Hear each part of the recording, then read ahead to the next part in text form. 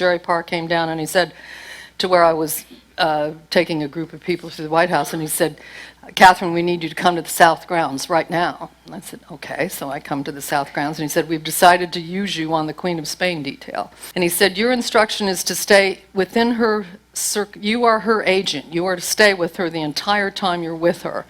There are other agents in the secure area behind. There are agents driving cars. There are agents doing many things. But you are her agent. So they took me to the South Grounds, and very quickly, here comes this helicopter. Blah, blah, blah, blah, blah, blah. But the helicopter stopped, and the Queen of Spain steps out, and he introduces her to me. And the next is a blur. I was sitting in the front seat of limousine. The Spanish flag and the American flags were flooding on the front. We were taking her all over Washington. And he said, we've decided to use you for the state dinner.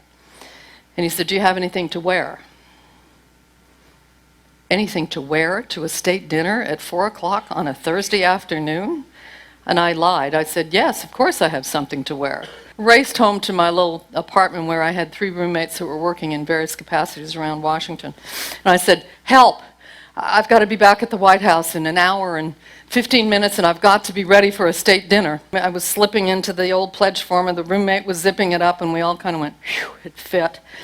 Got ready to go, and then another roommate ran up, and Pat said, here, wear my wiglet. It'll give you height.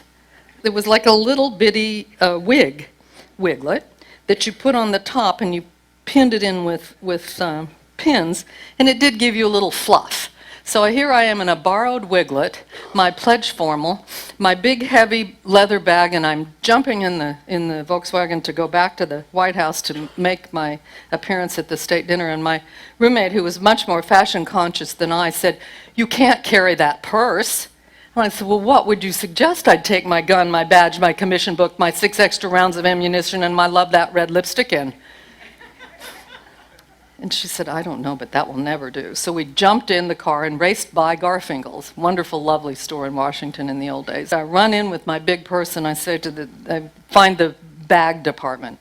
And there is this woman standing there, and when I brought out my badge and my commission book and said, I'm Special Agent Clark with the Secret Service, and I need a bag for my gun. But then a red, white, and blue haze passed across her eyes. She grabbed every black silk bag, evening bag she had, grabbed them and took me into the dressing room and stood there and held the curtain while I delicately put my gun, my badge, my commission book, my 6 extra rounds of ammunition in this little bag.